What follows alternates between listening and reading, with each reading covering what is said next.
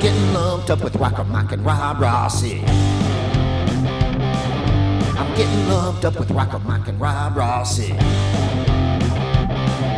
Well, I'm lumped up, but I'm okay. It's gonna get lumped up anyway. You better call back the posse. Just getting lumped up with RockerMike and Rob Rossi. Getting lumped up with RockerMike and Rob Rossi.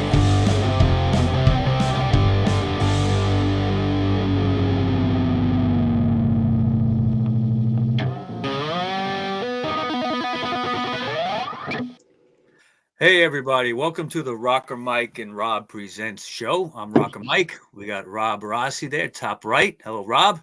How you doing? And we have special guests today. I'm very excited about today's show. We have musician Lorne Behrman. He's a New York City local musician, and he's got a great story. And we're going to get into it with him, and we're going to talk about his music. How you doing, Lorne? Good. It's good to be here. Yeah, finally, right? After what, month and a half of planning or so, we're finally on. So anyway, let me just kind of give a little background how I got acquainted with Lorne. You know, for the listeners out there and the viewers, you know, I do a lot of I try to keep up on new things, on new music. And you know, I pretty much handle most of the content on the shows, whether it's the rock show or the RockerMike and Rob Presents. And, you know, sometimes I find great bands out there and, you know, I'm able to get in touch with them and they come on. And sometimes people find me. And Lorne, you fall in that category. And I first of all, I appreciate you even reaching out to me. That's great. And you stayed on me because I was a little busy and I didn't listen to it right away, but you sent me your like a bunch of songs or almost the whole album of your new album, which is your second sophomore album, basically your second album, and blew me away right off the bat. And the way you described it to me really piqued my interest. You said I kind of sound like a mix between Lou Reed and Badfinger. And I went, oh shit! I said, well, first of all, everyone that knows me knows I'm a Lou Reed fanatic. Yeah, and we love Badfinger. We interviewed Joey Molland a couple of years ago on the show. Yeah, that was amazing. Oh, Lou Reed's wife, right? We interviewed her. No, Joey Molland from Badfinger. Remember him? Oh yeah, from that was great. That was a great interview. Yeah, the guy from Liverpool. Remember? Yeah, I felt like I was talking to the Beatles or something, talking to that guy. It's true. But Lorne has a great musical background.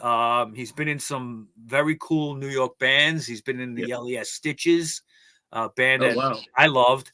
And he's also been in the Sweet Things, like a blues-based hard rock band. Another good band. Like Sweet Things, I always kind of think they're like a punkier version of the Black Crowes. Yeah, you know, which I'm sure was your whole thing. But Mike, look at this guy. This guy's a good-looking guy. This guy looks like a rock star. I don't say that about too many people. Yeah, he's got the Keith Richards bandana with the hands sticking out and everything. It's great. It's great. Just don't be like Keith Richards. All right, so Lorne, I know you're. I don't want to blow your rep, but I know you're really a California guy, right? Yeah. So how'd you get to New York? Well, you know, when I was really young, I used to watch Welcome Back, Kotter. We all. And I wanted to move to Brooklyn since I was like you know, I was a little boy. You know, it was the reruns, and I loved that show. I just felt like there was like a warmth there, you know, and the people, you know, and the vibe, and I just always was in love with New York. And when I got older and got into music, it was all the New York bands, you know, like Dead Boys, Lou Reed, Television, Patti Smith, Heartbreakers, you know, all Johnny Thunder stuff. Right. And so I moved here in '97. Wow. And I've been here since. So it's been it's been a minute, 27 years, I guess. Yeah. Okay. Now, what was the first band you had going here in New York City? Well, before I moved to New York, I was in a band called I was in Boston. I was in a band called the Dime Store Halos, and we were kind of like the Sweet Things, a little bit more Clash-like, but it was kind of like New York Dolls meets the Clash. I was 19 in that band, and we did a record and a bunch of 7-inches. And that band, that I still get asked about that band. And I do remember that band. I didn't realize you were involved with them. Yeah, they had some good stuff, and you're right, they were kind of Clash sounding a little bit. Yeah, and we did a record, and there was a guy named Joey Vindictive of the band The Vindictives, and we went out to Chicago and did a record with him, and he signed us to his label. And but in New York, I was at that time in New York. What was happening was like Degeneration, LES Stitches. They existed before I joined. A band called The Heart Drops. It seemed like every band, every great band that I loved, was happening. And so I ended up moving up here and just going out by myself to the Continental, Coney Island High. I actually knew no one, and I would just go by myself. And people, at that time, we had a few records out. This Dumpster House. People maybe knew me or they recognized me from the cover or whatever, and I made friends. And I started a band. We were called the Disasters, not like Roger Mirit's band from the, but it was right. It was like a, kind of like a Clashy type of band. That band imploded, and then I ended up, I was friends with the Stitches. I was a huge fan of the band, and I ended up. They were gonna be in a Spike Lee movie called Summer of Sam, which you guys. We talked about this in a phone call a few weeks ago. If anybody remembers the movie Summer of Sam, directed by Spike Lee, there's a scene which is at CBGB's. It's supposed to be 1977. Yeah, and there's a punk band on stage. Well, that was the LES Stitches, and you were in that scene. Yeah, and wow, it's funny. Like the day of the audition, I met them, I think on the corner of, I think it was right near the Continental, on the corner, and we went to Spike Lee's. We went to Spike Lee's. To be interviewed by Spike Lee, we went to his office to be interviewed by him, and then and then I had my audition, So it was like so nerve-wracking because I was like, I had yet to play with the guys. But we were going to meet Spike Lee, and he interviewed us about our backgrounds and about the music and what it meant to us. And that was kind of like my first New York band, and it was it was a dream. My first gig was a Continental, and we did it as a at that time the Stitches would sell out at clubs, so we did it under like a fake name called Open Butt Surgery. Because the guys wanted, because I was significantly younger than the guys, they wanted me to have my first show, to be low key. And then my second show was the Warped Tour at Randall's Island. And then I did, in front of thousands of people. And it was a wild ride, It's funny we never came across each other before because, I hung out at the Continental from the late 80s until it closed. I mean, I saw some great bands there. And you're right, like in 97, Degeneration was the biggest thing in New York City. They kind of were predicted to be the next huge thing. Didn't exactly happen. But they, obviously Jesse had a great career outside of it, and Howie Pyro's, rest in peace, but he had a great career too. And then the LES Stitches, I remember seeing them a few times too. I'm not sure if you were in the band at that point. What time? When did you get in? Like 99? Yeah, 99 exactly. Yeah. Yeah, I might have seen them around that time, but I know I saw them earlier too. So I'm not sure if I saw you perform. Well, then I was probably there with you seeing them. Yeah. I mean, we had to be in the same rooms at least once. It had to be, So especially Coney Island High too. That was another spot I lived in. Mike, what's funny? We were probably in the same place before we even met. Because I used to go to Coney Island High on the weekend. That was like the place I would go to, like listen to a band, hang out, have a few drinks. And also Continental. They used to always do the Joey Ramone birthday party. Remember that? I went to many of those. Yeah, Joey lived across the street. Yeah, you just would. It was like $5. I think it was like a ridiculous $5, $3 cover. Yeah, it was like a real cheap, and there'd be like 10 bands, and it was all local bands because he was promoting somebody. Yeah, he always did that. He might have done that with the Stitches too at some point. I'm not sure. Yeah, he liked the Stooges. I mean, Dee came to a lot of our shows, and I got to know him a little bit. And Joey came a lot. They were fans. I mean, of that band, and they were really nice, accessible people. Right. Nice. So how long were you with the LES Stitches? I think like not long, like about a year or two. We did like a ton of touring. And then I quit. They did it in one more record, and then it kind of imploded. It seemed like. And then the bass player, original bass player, died a few years ago, which was really sad. I really love that guy, and Mick, Mick the singer, he has bands, and he's still around, and we're still friends, and he's like a older brother to me, and James, the drummer, I think lives in New Jersey. He's doing well, and Kurt, I think the guitar player, he lives in Montreal. So everyone's still around doing stuff, That's great. That's great. So what happened after that? Who were you involved? Any bands after that? After that, the next band was a band called the Dead Tricks I was in. And we were kind of Misfits, Black Flag, super catchy stuff.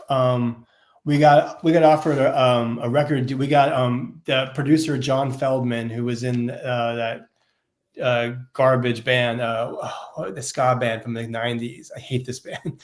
I can't remember what it was called. Goldfinger. Oh yeah, I remember them. Yeah. They weren't that good. No. I can't believe they got even a record album. Yeah. So he was interested in the band, and we flew to California, and he had a label with I think Red Bull or something, and the Red Bull Records, and that band got so many label offers, really a lot of label, but it just imploded.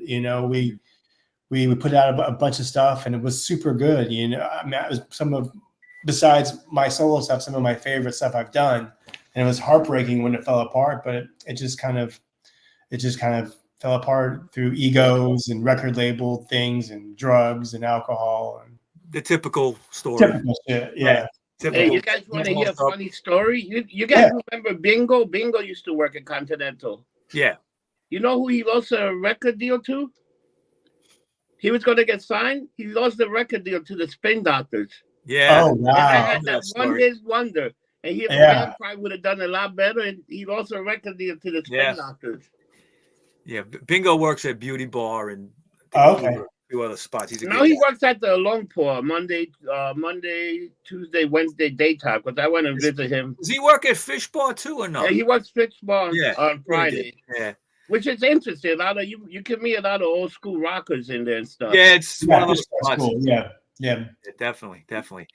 So at some point you end up in the Sweet Things, which was a little bit different than what you were doing before. Yeah. How'd that happen? I know you play on their first album, right? Yeah. I played on, and we did a bunch of singles too, and a lot of touring too. What that happened after my band, the Dead Tricks, broke up. I was really heartbroken that I love that band, and the singer of the Sweet Things, he was in another band at the time, and we always talked about jamming and doing something kind of like Rolling Stones based. Right. And so at the time, I had done some hired gun work playing guitar with this drummer named Darren Freed, who is just a wonderful human being, and just been in a ton of New York bands. And so I loved playing with him. So I was like, oh, maybe I'll do something with him. And he would always ask me, he's like, why don't you just do do LAMF, just do the whole album. You can sing and play. And I at the time I wasn't singing. I'm like, I don't sing. I don't know I could do that. But I thought about him. And so Dave kept asking me to do a Stonesy kind of thing. And I said, well, what if I got Darren in there? And then I had met Sam too at the time through Sam Harris. Yeah. And so he's a great musician. Yeah, well, he's a character. Oh, yeah, he's a character. Yeah, he's a character. So I met him, and so at this birthday party, they were all there, and I was like, "What if I just kind of got these all guys together?" And I remember we went to a rehearsal.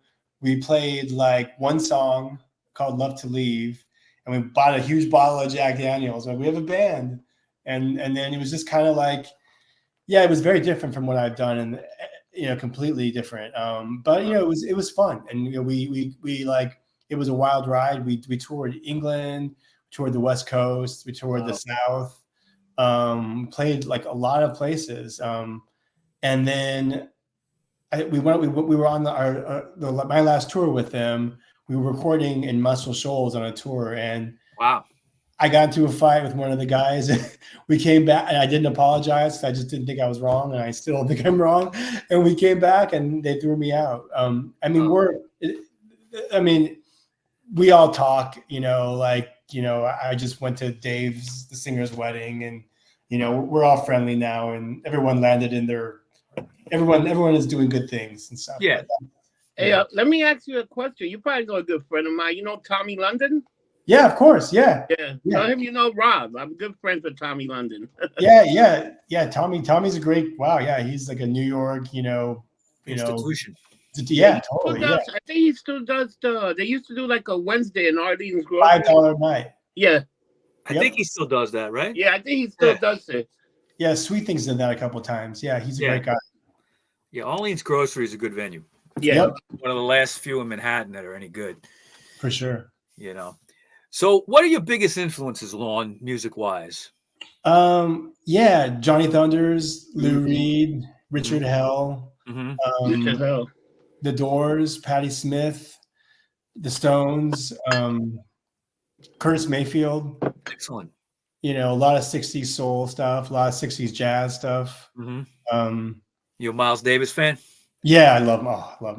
Bitches Brew? Yeah, I love all that stuff, man. That's a great album. Yeah, I love all that stuff. Yeah. I love I have to listen to Bitches Brew every couple of months, or it's just not normal. It's incredible. Light a big fatty and put that on for 2 hours. Yeah. You want to hear something funny? I really didn't know the album until we did that review of it. Yeah. And that was pretty amazing. That same thing like Captain Beefheart. Yeah. Oh, I love Captain Beefheart. I listened to a lot of your episodes. It's so cool that you guys cover such. Yeah, we did it. We did that show on. We did a story about his life, and then we did Trout Mask Replica. Yeah. Oh, that was a great album. Holy moly. Yeah. Wow. Yeah. That's cool. Yeah, you fell in love with that album, Rob, right? Yeah, that was cool. Everything you're pointing to is very interesting. Now, I got to dig a little deeper because I'm such a Lou Reed fan. Now, what is it about Lou that you like? I guess I really like that. His lyrics. I love his lyrics. He's such a. I think when I got into music, I've always loved like great writers. Great like lyrics. Like if it's like. And I've been in, the bands I've been in, I've always hoped that the singers would have great lyrics. Right. That was always important to me. And I love Lou Reed's lyrics they're both poetic, and then they also just kind of like are cinematic. It's like a movie. You feel like, so there's I love story there. What's that? There's a story there. Yeah, story. He just epitomized cool. Like he's like a smart guy. Yeah. Smart. He was a streetwise guy that wanted to put that mentality into rock and roll, and it really wasn't there prior to what he was doing. You could only go so far with a song. Okay? Yeah. It didn't matter if you were even Bob Dylan. Okay. Yeah. But by the time Lou came along and wrote something like with the Velvet Underground, like Heroin. Okay. People were like, you can't write a song called Heroin. Yeah. You can't. Okay. I mean, it's definitely not going to get played on the radio, but he didn't care. Okay. And what he wanted to do was take, this kind of hard-boiled film noir type dialogue, okay, that you would see, or even in books like by Dashiell Hammett or Mickey Spillane and people like that, okay, that talked about like streetwise kind of things. You can get away with it in literature, okay, the beat poets and all that stuff. But in those days, you couldn't get away with it in music until Lou came along and broke that wall. Okay, I mean, to this day, I think Bob Dylan still says, heroin is a song I wish I wrote. Yeah, I've heard that. Wow. Dylan is saying that about your song. That's pretty amazing. But I do hear some Lou in your music, but you also got this New York swagger to it that I like. You got a little doo-wop-y kind of thing going on some songs. Your delivery is very Lou Reed-ish, okay, in your vocal style a little bit, okay, and I think that's a compliment. I'm complimenting. Oh yeah. Some people don't like Lou's voice, but I do. Okay. Hey, Mike, my favorite Lou Reed song, "Perfect Day." I still think it's a perfect song. Beautiful track. Yeah, you should look to cover. You should look to cover a Lou song. Yeah, I did a they did a Max's Kansas City celebration last spring at Bowery Electric, and I did waiting for my man. With my man. Yeah, I did that. I was at the Max's Kansas City tribute show at Orleans Grocery in 2019. Oh yeah, we got asked to do that in Sweet Things, but we were actually away on tour. Yeah, that's right. Cool. Right. I was at that one. And I know they've had a couple since, but I haven't been. Yeah. Haven't been there. But so you were in the Sweet Things, and then you're out of the Sweet Things, and now you're doing some solo stuff. I know this new album called Blue Love that was released in February. That's your second album. Yeah. So, your first album I've heard, it's as good as your second one. Thank you. Yeah. And all of them are available on Amazon, right? Yeah, they're all, you can buy the CD through the label, but they're every all the digital platforms. Right. And of course, we'll put all the links up and everything with the podcast. But let's get into a little bit about the solo stuff. Okay. Yeah. Mike, look at the hat. What do you got there? Oh yeah, Max's Kansas City. I got that same hat. Nice. The same hat. We went to the movie premiere where they did Danny Garcia. Yeah. The nightclubbing movie is excellent. He's a friend of the show, Danny Garcia, What'd you say, Rob? I say Danny Garcia is a friend of the show. Yeah, he's great. Yeah, and luckily I got to have a bit part in his movie, the Ghosts of the Chelsea Hotel and other rock and roll stories that you could see. That was great. It's actually up for the Coney Island Film Festival. I have to go there May 5th. That's really cool, to check that out. It should be cool.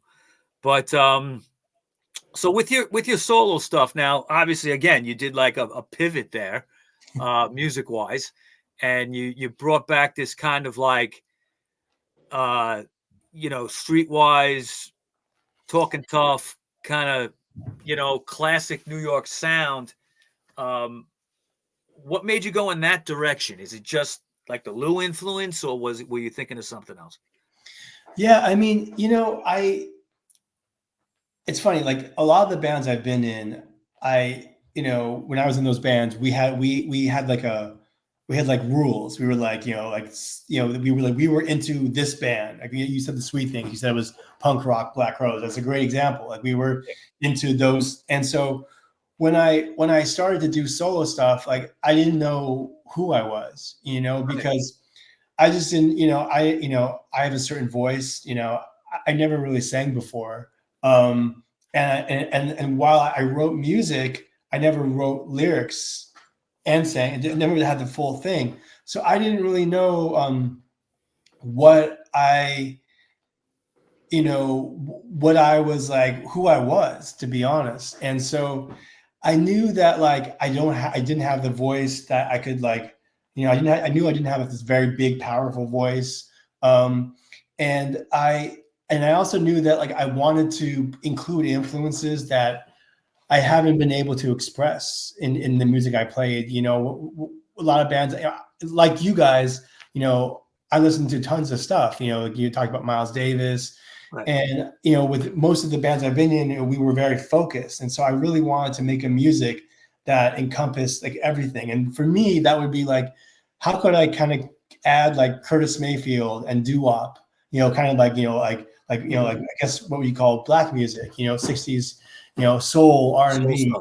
Yeah. How can I add that and then how can I add, you know, put it with rock and roll, you know, and then add like a poetic element, you know. And so when I wrote one song and I sent it to my buddy Darren, who was the drummer, and he was like, "Oh, this is great! It's like Lou Reed and Johnny Thunder is like this, you know, it's kind of street rock and roll." And so I was like, "Okay," you know, and I just kind of really listened to what I wanted to hear, you know. Like I really love Lou Reed's New York album. I love Jim Carroll. I love Tom Waits' first two albums, you know. And so I just wanted to just what would I want to hear if I could hear anything, you know? And so, and I wanted to like not feel like I had to like appease a certain audience. Like it had to be fast and heavy all the time. It had to be angry or whatever. And so so that's how it so it really came up organically, almost accidentally. And then I kind of, as I was going along, I've been learning how to sing. You know, I took voice lessons, you know, for a bit. And so it's just been kind of this like really organic process. And I just discovered like, oh, this is, and now, I think now I know, like when writing that Blue Love album, I knew who I was. And now, and now I have an understanding of what I do. Did you, since this is your second album, did you have any, you know, the typical sophomore jinx kind of problems with making an album? Did you have this all written? Or do you have to write specifically for this second album, or what? Well, you know, I remember you probably know this story. I remember the Ramones. You know, they had their first two albums written. You know, and they recorded the first. Actually, their first three. First three, okay, yeah. And so I always admired that. You know, and like a lot of the bands that I love, you know, they didn't do a second album really. Like the Heartbreakers, they just did one album, or the second album was kind of like not as good or not as popular, you know. Right. And so when I put that first album out, it got a lot of really good press in the kind of world that I'm in.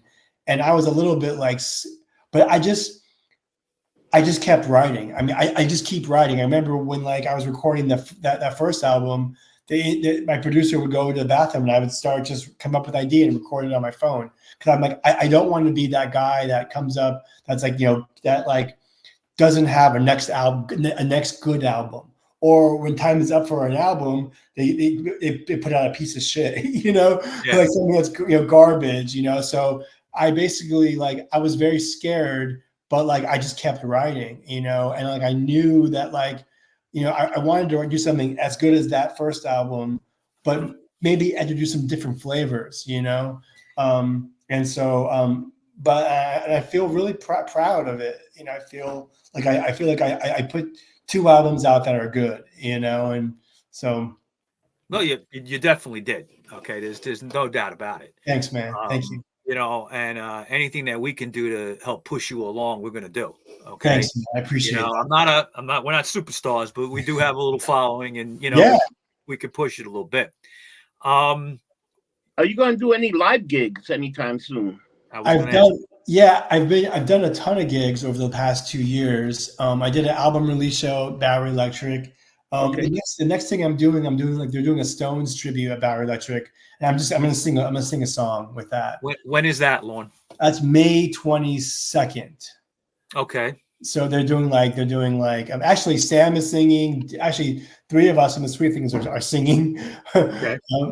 So that's the next thing, and then I'm also want to start recording this next record. I have another. You're ready to record again. Yeah. Wow. Oh wow. Very prolific. It's good. Thanks. Good. Let me ask you: do you put your stuff on Instagram? Were you going to do like a live performance or something? You know, I have been. What I've been doing is every few weeks I've been doing a song from the album, just with voice and guitar. And so I put it on Instagram, and then I also put it on YouTube. You know, and just because, because there's so much production on the album, and just like a voice and guitar version. You know, just it's kind of like the album stripped down. I've seen some of that you've done. It's that's good and everything. Yeah. What's your writing process? I mean. Simply, I mean, do you take themes, personal things that have happened to you, or are you more kind of general? How do you come up with a song? Well, That's a tough question. Yeah. I mean, I think there are a few things. I'm like I'm a very sensitive person, and so, and that sounds kind of corny, but like, it's like I try to write about feelings that I have, and I feel like when I write about them, I have a friend that song becomes a friend, and I'm never alone in that feeling, whether it's frustration about, like, struggling for money, heartbreak, I've been divorced, like I'm remarried now, like so it's really about my life, though I will say on Blue Love, there are moments on that album that I tried to just write like as I was making like a movie, like with my feelings, but maybe like, writing a story around them, and maybe kind of taking fiction. So it's really like, I'll think of feelings I have, or I'll say a phrase, or someone will say a phrase, or I'll think of something. I'll be like, that's a great idea. And, I'm always like, I'm always writing. Like I'm always in a mode where I'm writing, and it feels like I'm always writing an album, like as soon as, I was writing this third album, which I'm going to record while I was recording that last album, because I'm always just feeling and thinking of things. So it's a tough process, because like, I really don't want to repeat myself.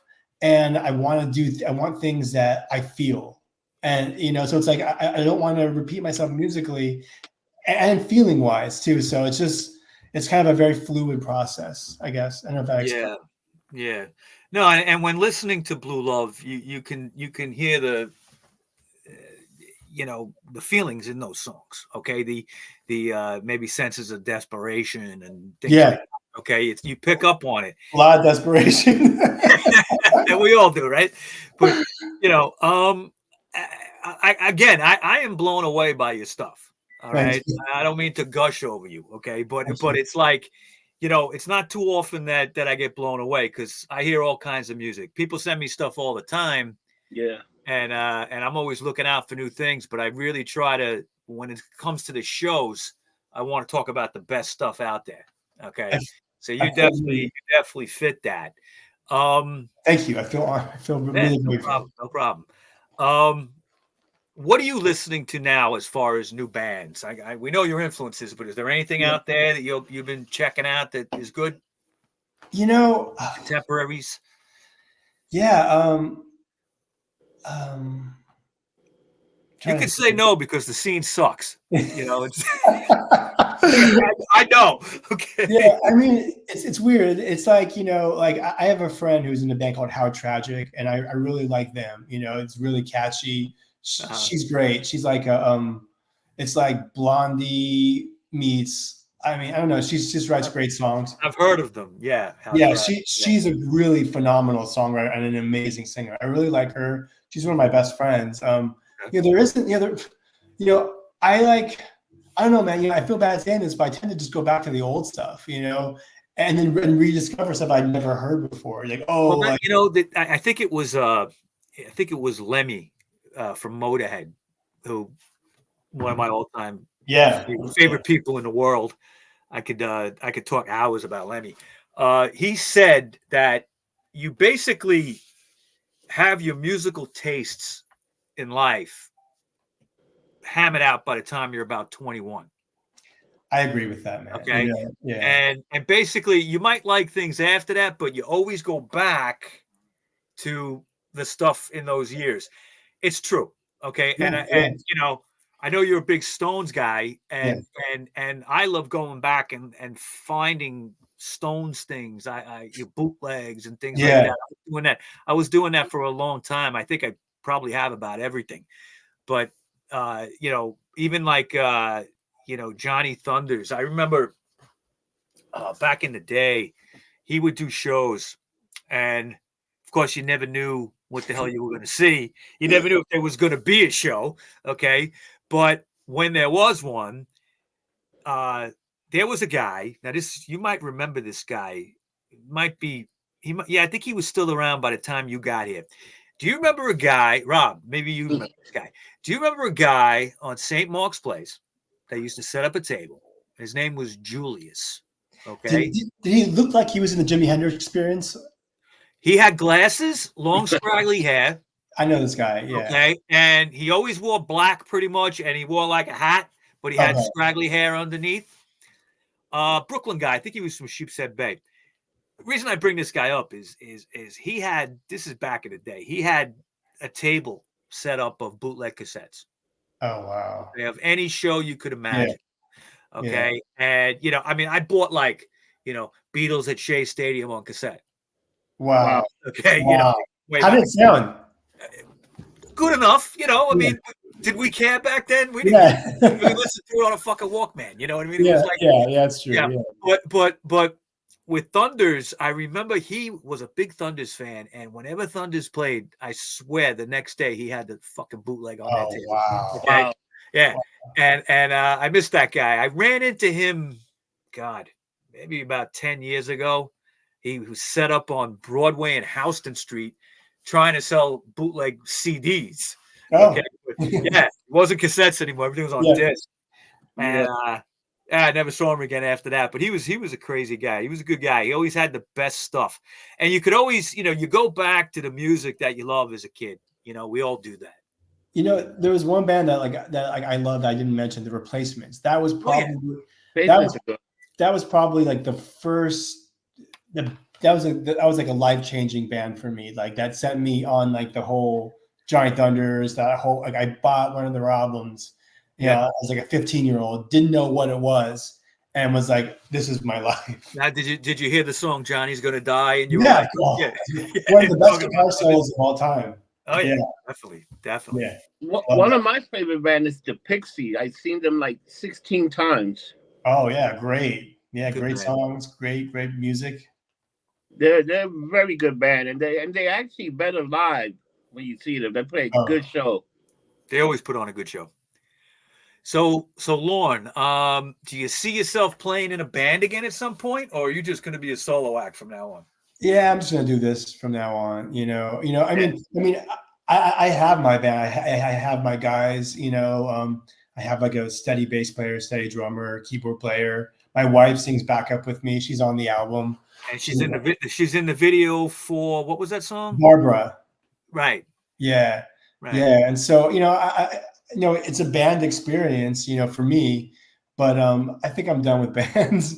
You know, a lot of people say that when they go from, you know, bands to being then going solo, they're like, nah, I can't go back into a band format. Yeah. I mean, I've been in bands since I was 15. Right. You know, so I spent like, you know, over 30 something years in bands, you know, but, you know, playing guitar behind someone, you know, not singing, and like, I don't want to go back, you know. I mean, if someone wanted to hire me to play guitar for them, yeah, I would definitely do that. You know, if it was a good gig, you know, good music, I like the music and stuff, but cool. Yeah. Cool. All right, Lorne. So Lorne Behrman, I want to thank you for coming on the RockerMike and Rob Present Thank you guys for having me. I really appreciate it. Yeah. I was very excited to have you on, and we wish you all the best in your career. Thank you. And you, of course, that May 22nd, you said at Bowery Electric is your next gig with doing the Stones tribute. Yeah, I'm just gonna do one Stones song. So yeah, that's everybody. If you're in the New York area, check him out. He's fantastic. Thank you. And check out the album. What the heck is the name of it again? Blue Love. Blue Love. I'm sorry, Blue Love. Okay. Yeah, I think I had. Got like there it is. Blue Love. Okay, that's it. Great 60s kind of looking cover right there. Yeah, well, I was going after that. Was that intentional? Yeah, I went after that kind of that Blue Note jazz. Right.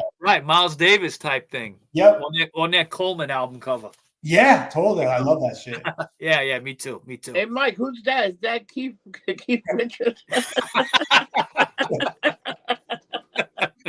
We're breaking your balls, Lorne. We love you. I love it. All right. So thanks again for coming on, everybody. And what do we say at the end of every show, Rob?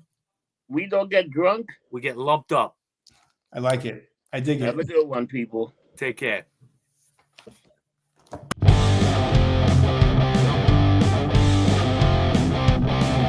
I'm getting lumped up with RockerMike and Rob Rossi. I'm getting lumped up with RockerMike and Rob Rossi. Well, I'm lumped up, but I'm okay. It's gonna get lumped up anyway. You better call back the posse. Just getting lumped up like Mike and Rob Rossi.